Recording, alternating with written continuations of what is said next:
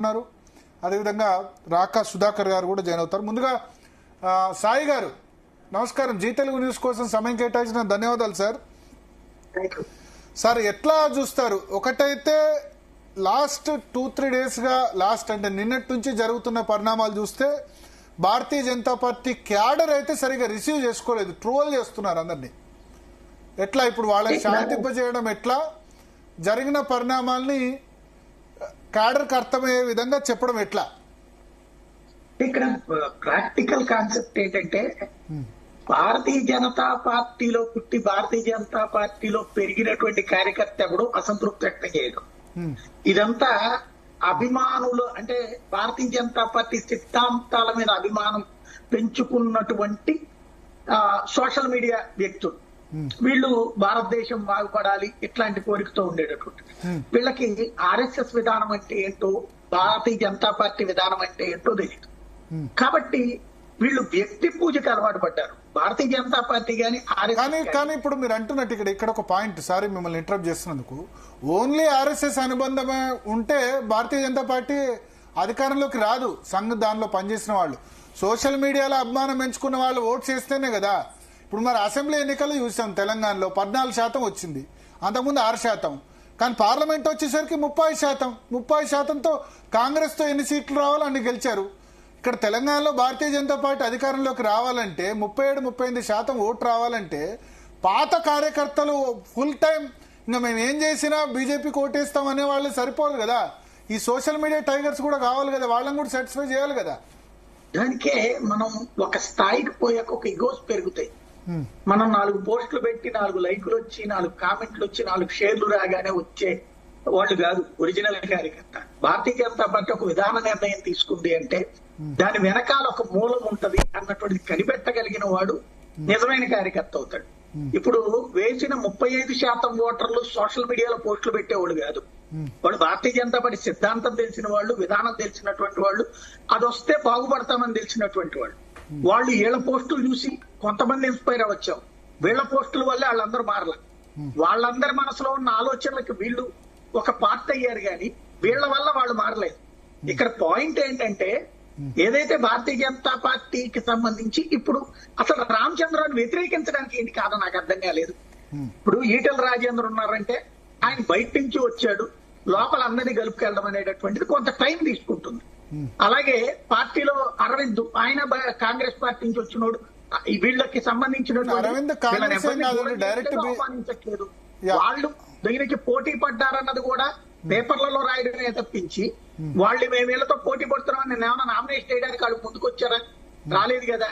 ఇక్కడ పాయింట్ అలా భారతీయ జనతా పార్టీ అధినాయకత్వం అనుకున్నప్పుడు ఈ ఇద్దరిని, ఇప్పుడు ఫర్ ఎగ్జాంపుల్ వీళ్ళు ఉన్నారనుకోండి, కిషన్ రెడ్డి, లేకపోతే కిషన్ రెడ్డి అందరినీ కలుపుకెళ్ళడానికి ఆయనకి పార్టీ అదే మంత్రి పదవి అడ్డం ఉంది, ఇబ్బంది ఉంది. బండి సంజయ్ కి ఆ మంత్రి పదవి ఇబ్బంది ఉంది.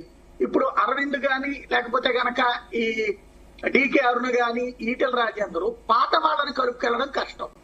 అదే సందర్భంలో కొత్త వాళ్ళని కలుపుకెళ్లడం అనేటటువంటిది ఒక ఫీలింగ్ ఉండాలి.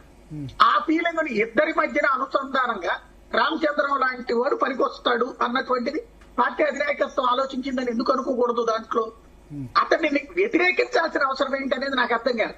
ఇప్పుడు ఈటెల రాజేందర్ రెండు విషయాలు ఇక్కడ అంటే నేను ఇప్పుడు అవతల వాళ్ళ వాదన పక్షం తీసుకొస్తున్నాను. ఒకటి ఏంటంటే రామచంద్రరావును ఈటెల రాజేందరు, లేకపోతే ధర్మపురి అరవింద్, రఘునందను, డికే అరుణ వీళ్ళందరూ కూడా అధ్యక్ష పదవికి పోటీ పడ్డారు. వాళ్ళని వ్యతిరేకించేందుకు కిషన్ రెడ్డి, లక్ష్మణ్, బండి సంజయ్ ఈ ముగ్గురు కలిసి రామచంద్రరావు పేరు తీసుకొచ్చారు. వీళ్ళెవరు కూడా అధ్యక్షుడు అవసరం లేదు. కాకుండా ఈ నలుగురిని, మాకు ఈటెల రాజేందర్ వద్దు, ధర్మపురి అరవింద్ వద్దు, డికే అరుణ వద్దు, రఘునందనరావు వద్దు, ఎందుకంటే వాళ్ళంతా కొత్త, పార్టీ పూర్తిగా మా చేతుల్లో ఉండాలి అంటే వాళ్ళు కాబట్టి రామచంద్రరావు పేరు తీసుకొచ్చారన్నది ఒక అభియోగం. రెండవది, భారతీయ జనతా పార్టీ ఇప్పుడు బీసీ జపం తెలంగాణలో నడుస్తుంది 42%. మీరు బీసీలకు ముఖ్యమంత్రి అన్నారు, ముఖ్యమంత్రి పదవి ఇవ్వాల. ముఖ్యమంత్రి అంటే బీజేపీ లీడర్ ఇవ్వలేదు. కేంద్ర కేబినెట్ మంత్రిగా రెడ్డి లీడర్ ఉన్నారు. ఇప్పుడు పార్టీ అధ్యక్ష కూడా ఇచ్చారు. రేపు బీసీ సంఘాలు, కాంగ్రెస్, బీఆర్ఎస్ ఏమంటాయి? ఈ రెండు ఇష్యూస్ అడ్రస్ చేయడం కష్టం కదా. మీరు బీసీ ముఖ్యమంత్రి అని బీసీలకు ఒక్క పదవి కూడా ఇవ్వకుండా చేస్తే గనక ఇచ్చారు, సంజయ్కి ఇవ్వచ్చు, ఎంఓఎస్ క్యాబినెట్ లో లేరు కదా. ఇక్కడ స్ట్రాటజీ ఎప్పుడు కూడా అదే ఉంటుందండి. కాంగ్రెస్ పార్టీ రాజశేఖర రెడ్డిని సీఎం చేసినప్పుడు ఎవరు పిసిసి ప్రెసిడెంట్ ఉన్నారు?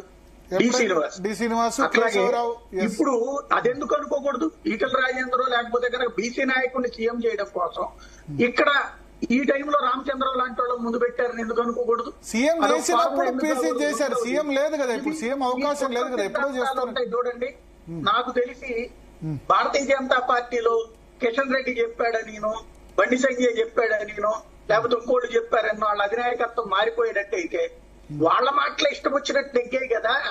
వాళ్లే నానా తెప్పులు పడ్డారు వాళ్ళ పదవుల దగ్గరను వాటిట్లో. బీజేపీ అధిష్టానం అనేది బ్రహ్మ పదార్థం, అక్కడ దాన్ని సృష్టించిన వాళ్ళకి మాత్రమే తెలియాలి అదేం చేస్తారన్నాడు. ముందు దాన్ని తిడతారు ప్రతి ఒక్కళ్ళు, ఆ తర్వాత సక్సెస్ అయ్యి ఇప్పుడు మధ్యప్రదేశ్ లో సీఎం మార్చినప్పుడు తెట్లేదా? లేకపోతే తెలంగాణలో బండి సంజయ్ మార్చి కరెక్ట్ చేశారో బీజేపీ అధిష్టానం? బండి సంజయ్ కరెక్ట్ గా ఆ రోజున ఇదే ఇప్పుడు ఎవరైతే పార్టీని బాగు చేయాలనుకుంటున్న వాళ్ళు పార్టీని జడగొట్టారు. సరిగ్గా చెప్పాలంటే బండి సంజయ్ని మార్చారన్న దాని గురించి ఆ విషయంలో అధిష్టానం నిర్ణయం తప్పే కదా. ఎట్లా అవుతుంది తప్పు? అప్పుడు బండి సంజయ్ని మార్చకపోతే కనీసం 20-25 సీట్లన్నా అసెంబ్లీలో రాకపోతుండనా? కరెక్టే. ఎవరు చెప్తారు అది? ఎవరు జడ్జిమెంట్ ఇస్తారు? అదే అప్పుడు చేసిన తప్పు హైకమాండే కదా. ఎవరు జడ్జిమెంట్ ఇస్తారంటున్నది. ఇప్పుడు 25 సీట్లు, మొన్న 8 పార్లమెంట్ సీట్లు వచ్చినాయి. మరి కిషన్ రెడ్డి ఆధ్వర్యంలోనే వచ్చింది. కిషన్ రెడ్డి తప్పట్లా, కిషన్ రెడ్డి ఆధ్వర్యమో వాళ్ళ ఆధ్వర్యం ఇవన్నీ అపరిపక్వతతో ఉండేటటువంటి కార్యకర్తలు మాట్లాడే మాటలు తీసుకెళ్లిపోయి అంటే సార్ బండి సంజయ్ నేను ఒకటే అడుగుతున్నా ఇక్కడ, అపరిపక్వంగా ఆలోచించే వాళ్ళ ఆలోచన ఇదిగో అక్కడ ఈటల రాజేంద్రతో ఇప్పుడు ఉన్న కార్యకర్తలు 100 మందిలో 5 పేర్లు నచ్చుతాయండి.